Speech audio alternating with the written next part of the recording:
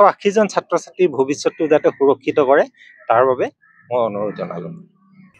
This is an appeal from Hejuguri Asamya Madhya Angrezi Vidyalaya to safeguard the future of 580 students studying there. This is Manisha Naguri Kalantri from Mojo News. Eviction notices sent to 3 government schools in Assam by Indian Railways has created uncertainty on the future of around thousands of students.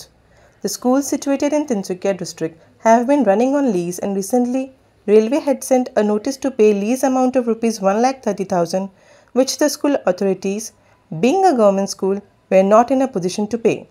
Let's hear to the voice from the school. যোৱা 21 মে 2025 তাৰিখৰ দিনাখন আমি railway বিভাগৰ পৰা এখন জাননী পাওঁ। এই জাননীখনত উল্লেখ আছে যে আপোনালোকে অহা 15 দিনৰ ভিতৰত, আজি জাননীখন পোৱাৰ 15 দিনৰ পিছত 15 দিনৰ ভিতৰত আপোনালোকৰ বিদ্যালয়ে যিটো মানে অঞ্চলত আছে, যিডোখৰ মাটিত আছে, সেই মাটিৰ পৰা আপোনালোকে উচ্ছেদ কৰিব লাগে।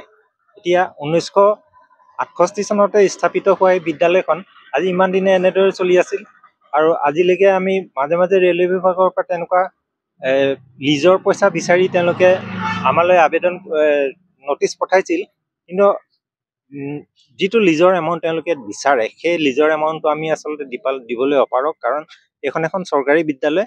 যদিও আমাৰ বিদ্যালয়ৰ ছাত্ৰ ছাত্ৰীৰ সংখ্যা 580 জন বৰ্তমান, গতিকে আমি যিহেতু এখন চৰকাৰী বিদ্যালয়, শিক্ষা বিভাগৰ যিটো ৰাইট টু এডুকেশ্যন মতে আমি ছাত্ৰ ছাত্ৰীসকলক সম্পূৰ্ণ ফ্ৰী এডুকেশ্যন দিব লাগে।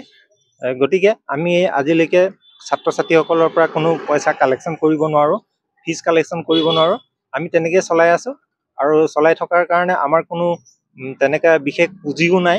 পুঁজি নথকাৰ কাৰণে এতিয়া তেওঁলোকে যিখন নটিচ আমাক দিছে সেই নটিচখনৰ মতে তেওঁলোকক আমি প্ৰায় 1,30,000 মান টকা তেওঁলোকক দিব লাগে। গতিকে এই টকাটো আমি দিবৰ কাৰণে আমি অপাৰক, কাৰণ আমাৰ বিশেষ তেনেকুৱা কোনো ফাণ্ড নাই। সেইকাৰণে আমি এতিয়া আমাৰ ঊৰ্ধ্বতন কৰ্তৃপক্ষক এই বিষয়টো জনোৱাৰ পিছত আমি ৰেল বিভাগৰ লগতো যোগাযোগ কৰিলোঁ। যোগাযোগ কৰাৰ পিছত এতিয়া মই আপোনালোকৰ তাৰ পৰা মানে বিশেষ তেনেকুৱা সঁহাৰি এতিয়ালৈকে পোৱা নাই, হয়তো আগলৈ পাব পাৰোঁ। কিন্তু মই আপোনালোকৰ এই চেনেলৰ যোগেদি মই ঊৰ্ধ্বতন কৰ্তৃপক্ষক মই অনুৰোধ জনাওঁ যাতে আমাৰ বিদ্যালয়খন এই উচ্ছেদৰ পৰা ৰক্ষা কৰে। The schools have been giving free education to local students from nearby rural and village areas under right to education. They neither have the kind of funds nor sources to arrange the fund as sought by railways towards payment of lease fee.